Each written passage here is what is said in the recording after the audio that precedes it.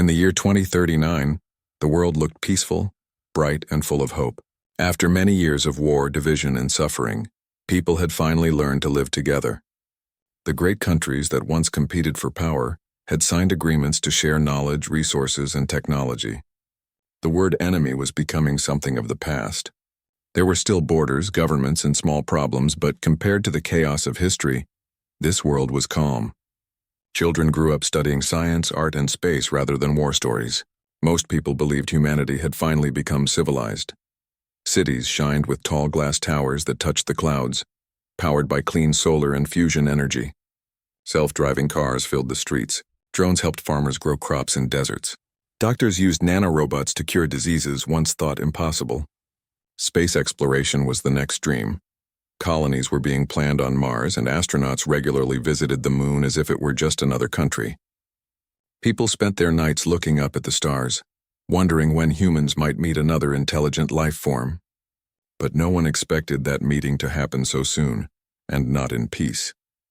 The military still existed, but its purpose had changed. Soldiers helped during floods, earthquakes, and pandemics. The world's armies were known more for saving lives than taking them. Nations had reduced their nuclear weapons, locking them away in hidden vaults or dismantling them entirely. War machines were turned into museums. In schools, teachers spoke proudly about how humanity had overcome its violent nature. The news often talked about scientific breakthroughs, not battles. It seemed that people had finally realized that fighting among themselves only slowed down their progress. In every country, people were busy building a better future. Scientists worked on artificial intelligence that could think faster than any human. Engineers designed machines that could build cities in weeks. Environmentalists were reversing decades of damage done to the planet. For the first time in centuries, the air was clean, and animals returned to forests and oceans. Humanity had finally found balance. Or at least that's what everyone believed. But deep beneath all the peace and progress, there was still a shadow, a small whisper that some scientists and defense leaders couldn't ignore. They often spoke quietly in private meetings, saying, "What if something comes from the outside?" Earth was full of life, but space was silent and mysterious. For all their progress, humans knew very little about what lay beyond their solar system. Yet those warnings were often laughed off. "Aliens? That's science fiction," people said. "We are alone, and it's better that way." Life moved on normally. Families planned vacations on floating ocean cities. Students dreamed of becoming astronauts or inventors. Governments competed in friendly ways. Who could make the fastest spacecraft or the most advanced AI?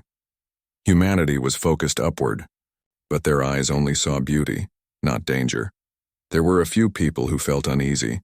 Astronomers had noticed strange signals years ago, tiny bursts of energy from deep space that didn't match any known star or planet. Some claimed they were natural, others thought they were messages, but because nothing ever came of them, they were forgotten. The world was too busy celebrating peace to worry about invisible threats. Then came the day that changed everything. But before that moment, there was calm, the kind of calm that makes people forget how fragile peace really is. On that morning, people woke up to their usual routines. News screens showed stories of new discoveries on Mars. Children played outside, laughing. The skies were clear and blue. Life was beautiful, predictable, and safe. In a small command room deep under Geneva, a few scientists were monitoring global communication networks. They were testing a new system that could instantly connect every nation through one unified signal, a sign of how far cooperation had come. As they ran tests, one of the technicians noticed something strange, a short pulse like a heartbeat repeating every few seconds. At first they thought it was a glitch, maybe a satellite malfunction. But as the signal grew stronger, they realized it was coming from outside Earth, far beyond the moon. Still, no one panicked. Strange signals were not new. There were always technical errors, space noise, or cosmic radiation that confused sensors.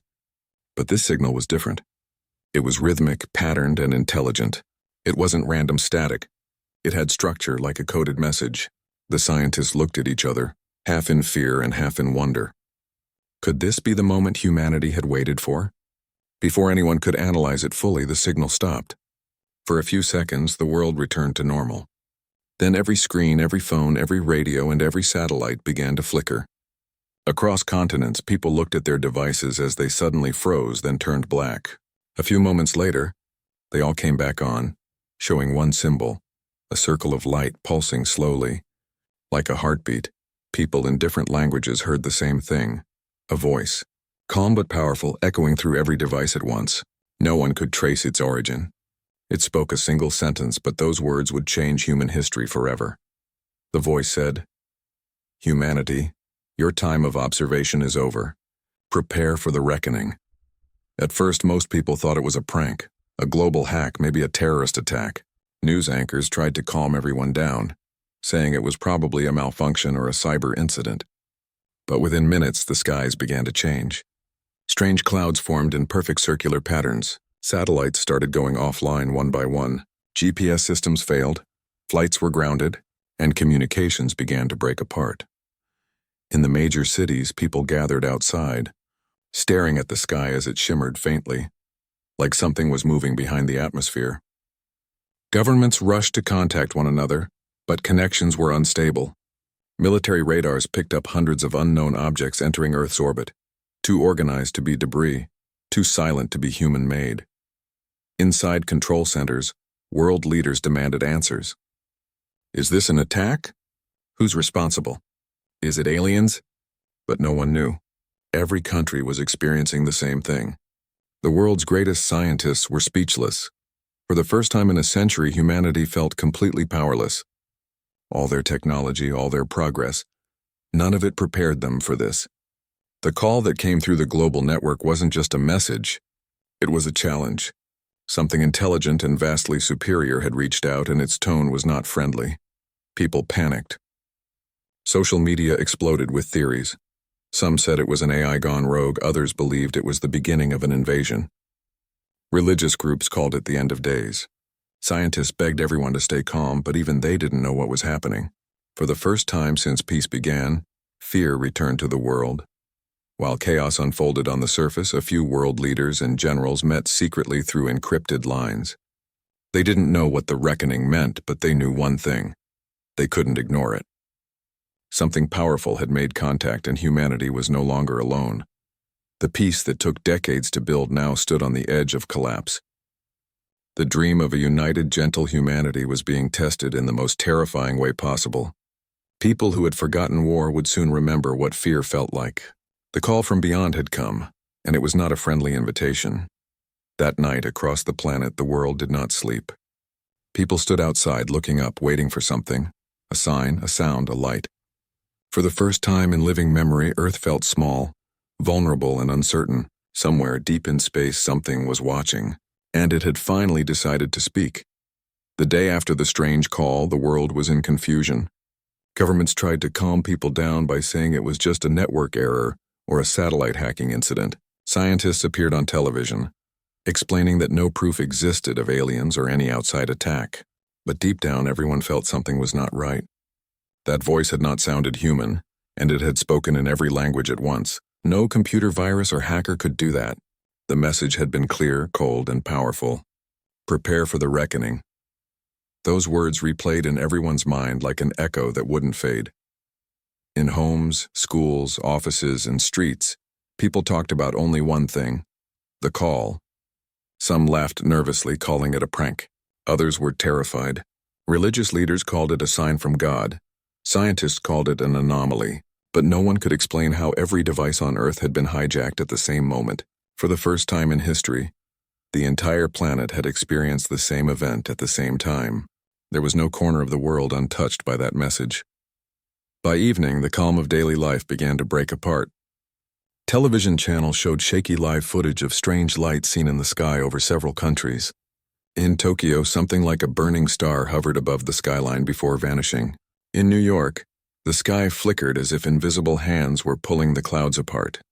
Over the deserts of Egypt, satellites captured huge circular shadows moving silently across the atmosphere. The world watched, breathless. In the White House, the Pentagon, the Kremlin, and secret bunkers under Beijing and London, leaders met through emergency video calls. Generals in uniform stood beside nervous presidents and prime ministers. The same question was repeated again and again. Is this real?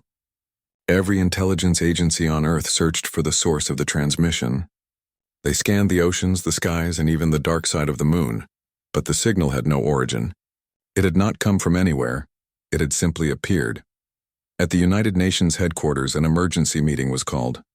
For the first time in years, every major nation agreed to cooperate without argument.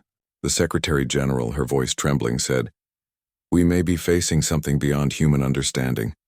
We must stand together." There were no loud protests or political speeches, just silence. Every leader knew that if this was a real threat, then no single country could face it alone. In the following days, things grew worse. Satellites that circled Earth began to malfunction. One by one, they went dark, cutting off parts of the world from the internet, GPS, and communication. Airplanes were grounded. Ships stopped sailing because their navigation systems failed. Even the most advanced military networks became unstable. Panic spread across cities. Banks couldn't operate, hospitals lost contact, and power grids began to flicker. Then came the second sign. It was night in Europe when the sky lit up with a strange, deep blue glow. People ran outside, pointing their phones upward, recording what they saw. The clouds swirled into a giant spiral, and in the center something shimmered, like a doorway made of light.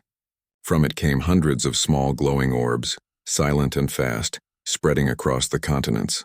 They moved too smoothly to be meteors and too coordinated to be natural. Military radar stations picked them up instantly, and alarms rang in every command center on Earth.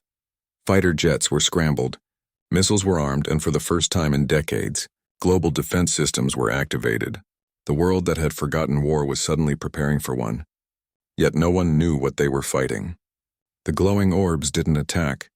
They simply hovered over cities, mountains, and oceans as if observing everything and everyone. Some floated above military bases, others near schools or monuments. People stared at them in awe and fear. They made no sound, no movement, no threat, but their presence alone was enough to send chills down every spine. In a research lab in Switzerland, scientists tried to communicate with one of the objects using radio waves and light signals. At first, there was no response. Then the orb pulsed softly, as if acknowledging the attempt. Computers around the lab suddenly went blank, and a message appeared on every screen. "You have been heard." The message disappeared just as quickly as it appeared, leaving everyone frozen in place. Around the world, more messages began to appear in random places, on electronic billboards, traffic screens, even on smartwatches. The words were always short, always cold. "We observe. You are not ready. Your time begins now."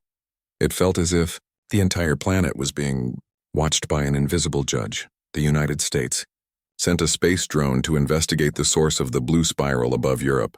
The drone's live feed showed massive objects hidden behind the upper atmosphere, structures the size of cities completely silent and dark.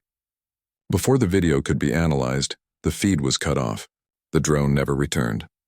In Moscow, the Russian president gave a speech broadcast worldwide. His face was pale, his voice steady but full of tension. "We have confirmed the presence of unknown crafts in Earth's orbit. They are not human. We do not know their purpose, but we will defend this planet with everything we have." It was the first open admission from a world leader that humanity was no longer alone.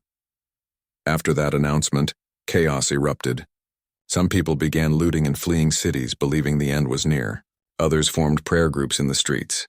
Scientists begged everyone to remain calm, while militaries worked in secret, preparing for the worst. Nations that once competed now started sharing intelligence. China opened its satellite data to the United States. France shared defense blueprints with Japan. For the first time ever, humanity's greatest powers worked side by side, united by fear.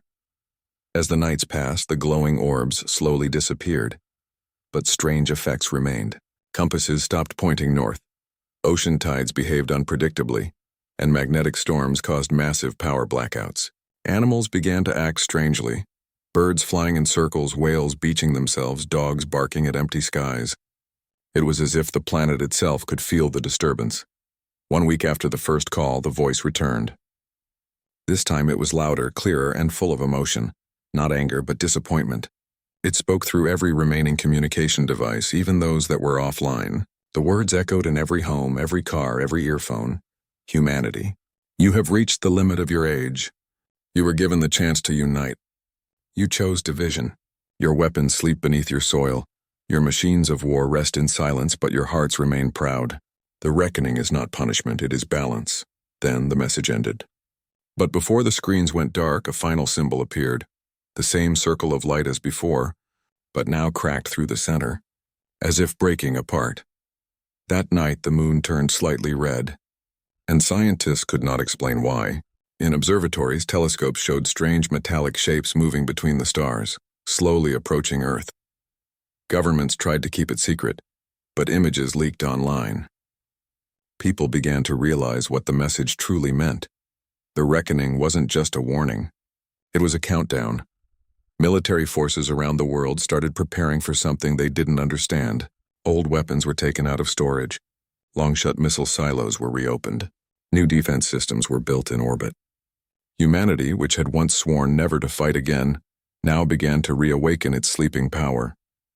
But even as armies prepared, many people hoped that maybe, just maybe, the visitors had come for peace. In some cities, people gathered with lights and banners reading "Welcome and we come in peace," but the sky remained silent. The glowing orbs didn't answer. Then came the final sign. Across every ocean, enormous waves rose without warning. They didn't crash onto land, but stood like walls of water, perfectly still. The air grew heavy, and the planet's magnetic field spiked. For one terrifying minute, every electronic device shut down completely. When power returned, a new message appeared everywhere. 3 words that froze the world in fear. Judgment has begun. The orbs vanished. The strange clouds faded. But now everyone knew the truth. The call wasn't just a message, it was a test, a signal that humanity's time of peace had ended. The visitors had arrived not to talk, but to decide whether Earth deserved to survive. The world that had believed in peace now faced a reality where every nation had to remember how to fight. Not against each other, but together, for the survival of humankind. When the message, "Judgment has begun," echoed across the world, everything changed in a matter of hours. Governments stopped pretending it was a hoax. The blue lights in the sky, the failing satellites, the strange signals, all of it pointed to one truth. Something powerful was here, and it was not friendly. Humanity, which had spent decades living in peace, now faced a threat it could not understand. The world leaders who once shook hands in celebration of peace now sat in dark rooms, their faces lit by glowing screens, deciding how to prepare for what was coming. Across every nation, secret military bases came alive again. Underground doors that hadn't opened in decades unlocked with a deep metallic roar.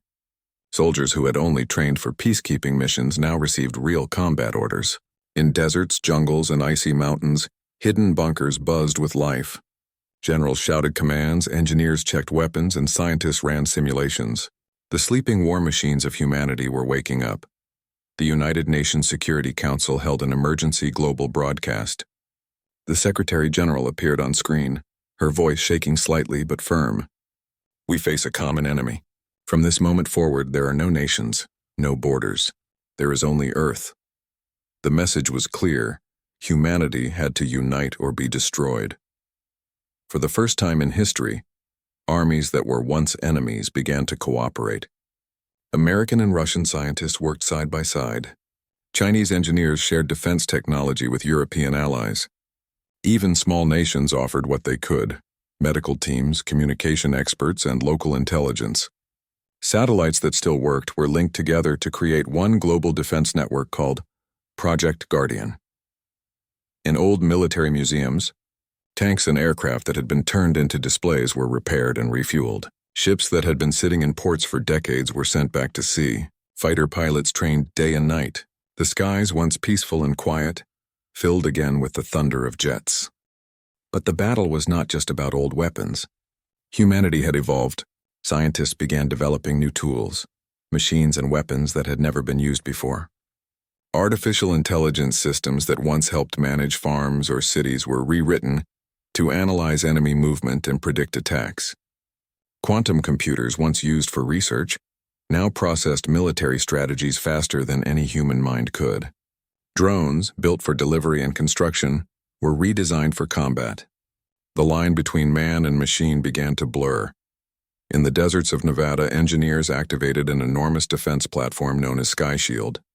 It was a system of energy cannons capable of targeting objects in orbit. In the mountains of Switzerland, a team of scientists completed Project Atlas, an advanced AI command center designed to coordinate all military operations across the world. Atlas could process thousands of battlefield reports in seconds and assign human and robotic units to defend critical zones. Meanwhile, ordinary people around the world watched the skies in fear. They saw flashes of light far above the clouds where the alien crafts moved silently. Governments called them entities, but to the people they were monsters. Every night, glowing shapes hovered in the distance, always watching, never attacking. It was like they were studying humanity, measuring its strength, observing how humans reacted under pressure. As days turned into weeks, strange attacks began. They were not explosions or invasions, just quiet, invisible disruptions. Power grids shut down without reason. Communication towers stopped working. Satellites blinked out one by one. Airplanes lost navigation mid-flight. The enemy was not attacking cities. It was disabling humanity's ability to fight. In response, the world's militaries activated something they had hoped never to use: nuclear deterrent systems. Missiles were readied in underground silos. Submarines moved into position beneath the oceans. But the Global Command agreed that these weapons would be used only as a last resort. The priority was defense, not destruction. On the 5th day of preparation, a meeting was held at an underground command center in Geneva, where the world's best military minds gathered. General Rashid Khan from Pakistan, Admiral Torres from the United States, Commander Liu Wei from China, and Dr. Elena Voss, the lead scientist of Project Atlas, sat around a glowing table displaying Earth's map. Each glowing dot represented an active alien craft in orbit. There were hundreds. "We can't win by fighting separately," General Khan said. "They are watching our every move." Dr. Voss nodded. "We need to connect everything. Our radars, our satellites, our AIs. A single brain for the entire planet." Admiral Torres leaned forward. "That means giving up national control. Are our governments ready for that?" Commander Liu replied quietly. "If we don't, there won't be any governments left." Within hours, a new command protocol was agreed upon. Every military force would now operate under Atlas command. It was the first time in human history that every soldier, every drone, every ship, and every weapon answered to one global system. Humanity had officially become one army. Factories that once produced cars and electronics were converted into weapon assembly lines. Scientists worked without sleep, creating energy shields, railguns, and anti-gravity drones. The AI systems ran non-stop, scanning the skies for any sign of attack. In just 2 weeks, Earth became a fortress. Cities glowed with defense grids, and the oceans were filled with warships patrolling silently beneath the waves. But even as humanity prepared, fear was everywhere. People who had grown up in peace struggled to accept what was happening. Families evacuated major cities, moving into underground shelters. Schools turned into emergency centers. Television and internet networks were taken over by Atlas Broadcast, which showed live updates about global defense efforts. Every citizen was told to prepare for first contact, the moment when the enemy would finally strike. Then something unexpected happened. In several places, humans managed to capture small drone-like objects that had fallen from the sky. The scientists who examined them discovered they were not made of any known material. The drones contained no circuits or engines, only a glowing core that pulsed like a living organism. When touched, the core emitted a sound, a faint hum like a heartbeat. It was both mechanical and biological. The discovery shocked everyone. The enemy wasn't just a machine or a creature, it was both, something far beyond human technology. Despite the fear, something powerful began to grow among people: unity. For the first time, humans saw themselves not as members of different countries or religions, but as one species. Soldiers from different nations fought side by side. Engineers from rival corporations shared secrets openly. The internet, though limited, became a place of encouragement and cooperation. Artists painted messages of hope, and musicians composed songs that played on military radios to keep spirits alive. The world, though trembling, had never been more united. In the middle of all this, a small team of scientists made a discovery that changed everything. They found that the alien signals contained patterns that resembled human DNA sequences. It was as if the invaders knew exactly how humans were made. Dr. Voss and her team realized that the aliens might have been watching Earth for centuries, maybe even influencing human evolution. "They know us," she whispered to her team, "because they helped make us." The thought spread quickly among leaders. It wasn't just a war for survival. It might be a war against our own creators. Preparations intensified. The first human-made energy shields were activated above major cities like New York, Beijing, and Moscow. Giant space cannons were placed in orbit. Ground troops were fitted with exoskeleton suits powered by AI, giving them superhuman strength and speed. Humanity was ready, or at least as ready as it could be. Then came the first true encounter. One night, every radar on Earth detected movement. Hundreds of alien ships broke formation and began descending toward the planet. The world held its breath. Fighter jets took off, missiles locked on targets, and defense grids powered up.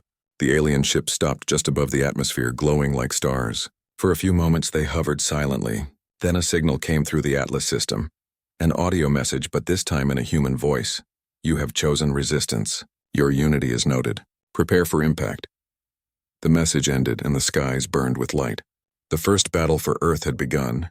In that moment, as missiles launched and defense cannons roared, humanity unleashed everything it had ever created. All the technology, all the intelligence, all the firepower born from centuries of conflict and innovation.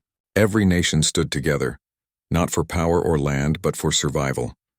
The call from beyond had united mankind in a way no dream of peace ever could.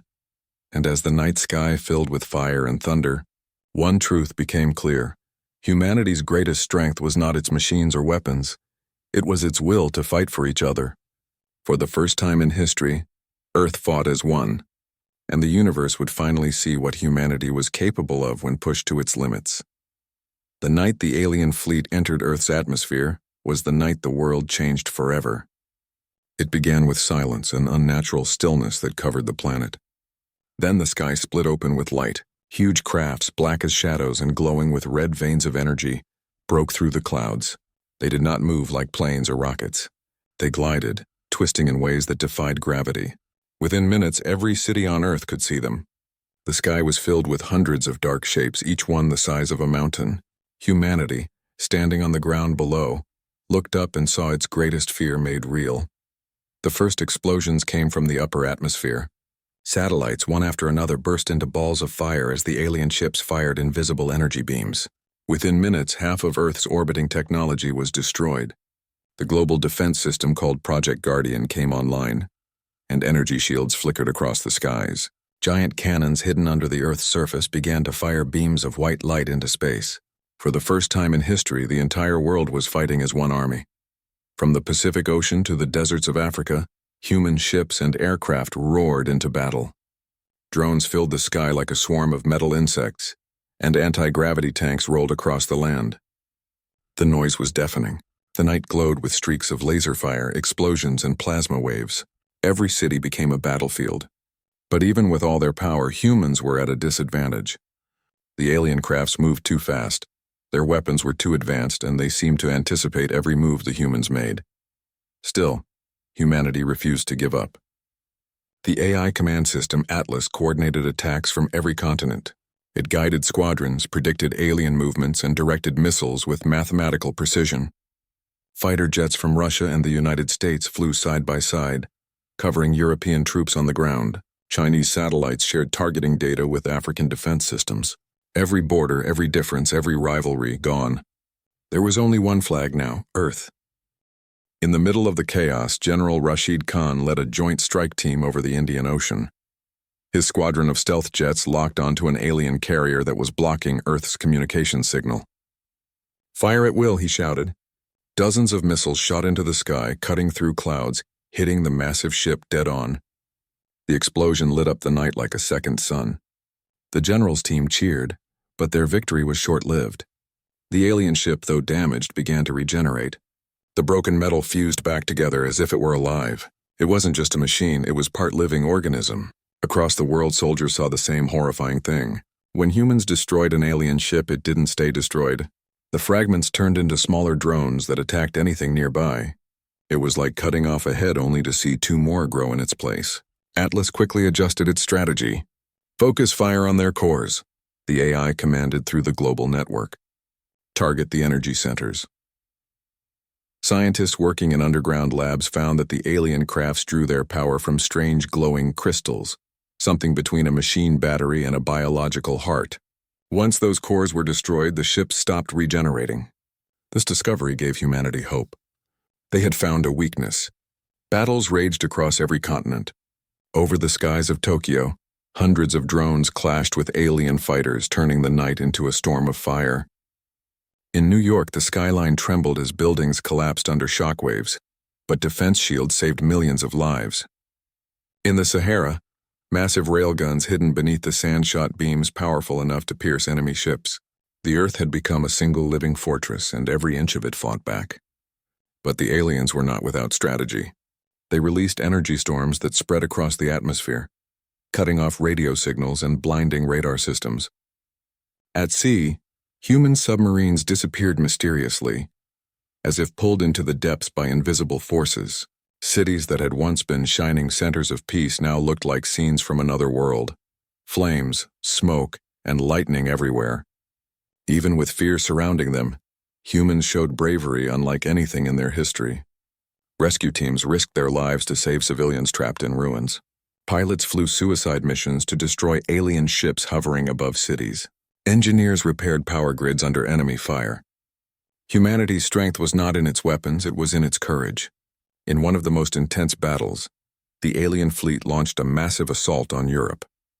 The sky turned dark as dozens of motherships descended. They unleashed beams that melted steel and glass like paper. Atlas immediately ordered Operation Horizon, the largest counterattack in human history. Every available jet, drone, and orbital weapon was directed toward one target, the lead mothership above Berlin. Thousands of missiles were launched from all around the world. They streaked through the sky like a rain of fire. When they hit, the explosion was so huge it lit up half the continent. The shockwave could be felt hundreds of miles away. When the smoke cleared, the alien ship was finally falling. Humanity had destroyed its first mothership. The cheers that erupted across the world were filled with tears. For the first time, it felt possible they could fight back. The victory didn't last long. The fall of the mothership enraged the rest of the alien fleet. In response, they began a full-scale bombardment. Beams of light tore through the clouds, striking oceans, forests, and cities alike. The earth shook as energy waves burned across landscapes. But humanity didn't run. Every country fought back harder. The oceans thundered with submarines launching hypersonic missiles. The deserts glowed with plasma cannons. Even space stations joined the fight, firing rail beams into orbit before being destroyed themselves. Among all the chaos, one event stood out. A group of scientists discovered a way to connect Atlas directly to the alien signal. If they could hack it, they could disrupt their coordination. It was an impossible plan. No one had ever attempted to hack something not from this world. But they had no choice. Dr. Elena Voss led the mission. "If we fail," she said quietly, "at least we'll know we tried everything." As the battle raged above, her team worked deep underground in a command bunker. The room shook with distant explosions. "Signal lock achieved," her assistant shouted. The team entered line after line of code, trying to break into the alien network. Suddenly the lights flickered. The alien signal pushed back as if it was alive and aware of their attempt. The computers overheated and one exploded in sparks. Dr. Voss didn't stop. "Keep going," she yelled. "We're almost through." Finally, the alien signal faltered. For a brief moment, all alien ships in the sky paused, motionless. Atlas seized the chance. Now, it commanded, sending every available missile toward the frozen fleet. Explosions rippled across the horizon. Humanity had bought itself time. The people of Earth saw the alien ships burning in the sky and began to believe again. They sang from rooftops, prayed in the streets, and cheered for soldiers fighting thousands of miles away. Even though the world was burning, hope spread like wildfire. Humanity had survived the first wave, but the battle was far from over.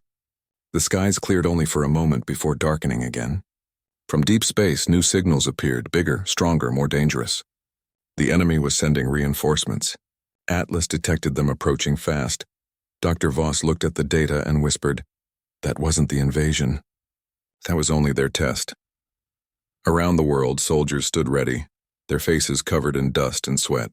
Cities were half destroyed, but spirits were unbroken. Children in shelters drew pictures of rockets defeating alien ships. People shared food, helped strangers, and rebuilt whatever they could. The invasion that was meant to destroy humanity had instead united it completely. When the second wave of enemy ships arrived, humanity did not cower. The world's leaders stood side by side in a live broadcast.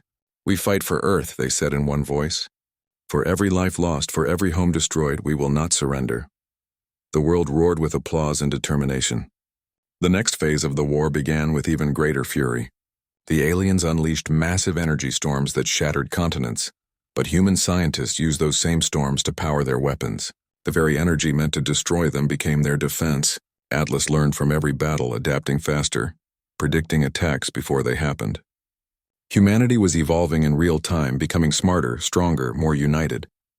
The fight continued for days and nights without rest. But one thing was clear: humanity had proven something incredible. They were not just fragile creatures from a small blue planet. They were survivors, creators, and fighters with hearts that refused to give up. Even as the skies burned and the ground trembled, one thought spread across the world, a message that echoed louder than fear. If this was judgment, then humanity would meet it with fire, courage, and unity. For the first time, the universe had seen what humans could truly do when standing together. When the second wave of alien ships finally arrived, the world was already torn apart. Cities that once glowed with light were now quiet, covered in smoke and dust. Oceans carried the wreckage of fallen ships, and forests burned under a red-tinted sky. Billions of people had lost their homes, but not their hope. The world had changed forever, and so had humanity. People no longer asked which country someone was from or what language they spoke. They only asked one question: "Are you still fighting?" The war had lasted for months, maybe years. No one could tell anymore. Time had lost its meaning. Days and nights were filled with the sound of explosions and the hum of energy weapons. But the aliens were relentless. No matter how many ships were destroyed, more seemed to appear from the blackness of space. It was as if the universe itself was sending wave after wave to test the will of humanity. Deep beneath the ruins of what used to be Switzerland, the Atlas Command Center continued to operate. The AI's voice was calm but determined, guiding the remaining armies. "Energy supply at 40%. Enemy count decreasing in Sector 5, it reported. Around it, scientists and soldiers worked side by side. Among them was Dr. Elena Voss, exhausted but unbroken. She had not slept in days, her hands trembling as she studied the alien data. "There has to be an end," she whispered. "They can't just keep coming forever." Then something unexpected happened. The alien ships suddenly stopped attacking. They hovered silently over the planet as if observing again. The world held its breath. For hours nothing moved. No explosions, no missiles, no sound, only silence. People came out of bunkers and shelters, staring up at the sky, unsure if it was truly over or just another trick. The silence was terrifying but also peaceful. Then one by one the alien ships began to leave. They turned slowly and started drifting away from Earth, vanishing into the clouds. The people watching could hardly believe it. The invaders who had brought destruction to the entire planet were retreating. No one understood why. Atlas ran hundreds of simulations trying to explain it, but even the AI was confused. "They are withdrawing," it said softly. No further hostilities detected. The world waited, afraid it was a trap. But days passed and the skies remained clear. The energy storm stopped. The strange blue lights disappeared. Earth was silent again. Humanity had survived. When the truth finally sank in, people all over the world began to cry, some from relief, others from sorrow.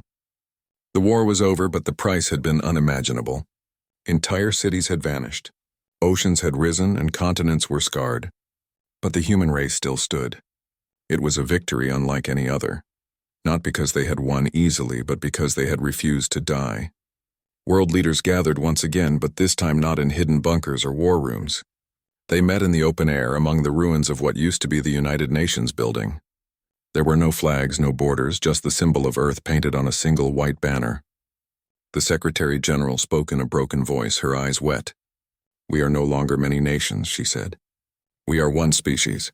We survived not because of our weapons, but because we remembered how to stand together." The world began to rebuild. Engineers used leftover alien technology to create machines that could repair cities faster than ever before. The energy cores taken from fallen alien ships powered new generators that produced clean energy. For the first time in history, there was no pollution, no fuel wars, no competition for resources. The same technology that was meant to destroy humanity was now helping it heal. People worked side by side, scientists with farmers, soldiers with doctors, children with elders. They rebuilt roads, planted trees, and cleaned the oceans. In just a few years, Earth began to look alive again. The scars of war remained, but they became reminders of what humanity had overcome. But even as peace returned, questions remained. Who were the aliens? Why did they attack? And why did they stop? Dr. Voss continued her research, studying the alien data and energy cores. One night, as she analyzed the remaining signal left by the alien network, she discovered something hidden within it, a final message. It wasn't a threat. It was something else. The message read, "Humanity has proven its worth. Judgment is complete." Dr. Voss sat silently for a long time, staring at the words. The aliens hadn't left because they were defeated. They had left because they had seen something they were looking for. The reckoning wasn't about destroying Earth, it was about testing it. Humanity had been forced to show what it truly was when pushed to the edge. Strong, united, and unwilling to surrender. The discovery was shared with the world, and for the first time, people didn't respond with fear. They responded with pride.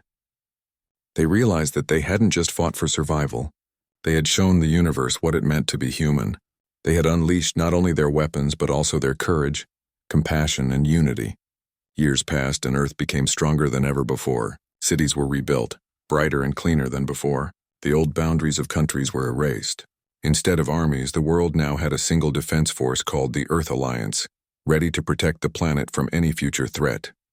Children grew up learning about the Great Reckoning not as a tragedy, but as a story of rebirth.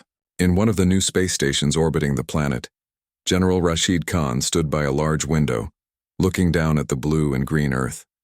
He smiled faintly. "We were nearly destroyed," he said to Dr. Voss, who stood beside him. "But maybe that's what it took for us to become what we were meant to be." Dr. Voss nodded. "They tested us," she said softly, "and we passed." Down on Earth, people celebrated Unity Day every year, marking the end of the war. It was not a day of mourning, but of remembrance and gratitude. The bells of cities rang together, echoing across mountains and oceans, reminding everyone of what they had endured. In one small town, a boy looked up at the night sky full of stars. "Do you think they'll ever come back?" he asked his father. The man smiled and said, "Maybe, but if they do, they'll know we're ready." The stars twinkled brightly, and among them, a faint light moved slowly. Perhaps a ship watching from far away, or maybe just another star. No one knew for sure, but humanity no longer looked at the sky with fear. They looked with confidence and curiosity, the same way they had before the call that changed everything. The world had lost much, but it had gained something far greater. People had learned that peace was not the absence of conflict, but the strength to protect what mattered most. They had learned that true power was not in destruction, but in unity. Atlas, the AI that had guided them through the war, continued to operate, now as the guardian of Earth. Its voice still echoed through communication systems, calm and steady. All systems stable, it would say. Humanity secure. But sometimes when the AI analyzed deep space, it would detect faint signals, patterns too distant to decode, whispers from the stars. And though the messages were unclear, they carried one familiar rhythm, the sound of a heartbeat. Perhaps it was the universe reminding humanity that it was not alone. Or maybe it was a silent promise, that the Watchers would return someday, not as enemies, but as witnesses to how far humans had come. And so the story of the reckoning ended not with fear, but with hope. The war that was meant to destroy humanity had instead revealed its greatest truth, that even in the darkest moments, the human spirit burns brighter than any weapon, any star, or any enemy. People once said that humanity's greatest weakness was its inability to unite. But after the reckoning, the world proved that unity was not only possible, it was unstoppable. When the call came, humanity had answered not with surrender, but with courage. And that courage had changed everything. The earth healed, the skies cleared, and the stars once again shone peacefully above. The world that had once been divided by borders now stood as one. Humanity had faced judgment and survived, not because it was perfect, but because it was human, flawed, emotional, and endlessly determined. And in that determination, the universe saw something extraordinary, for in every heartbeat, every tear, every act of defiance, there was something the aliens could never replicate. something that made humanity truly special. It was the fire that no storm could extinguish. The war had ended, but its lesson would live forever. Humanity had unleashed its full military might, but more importantly, it had unleashed its soul.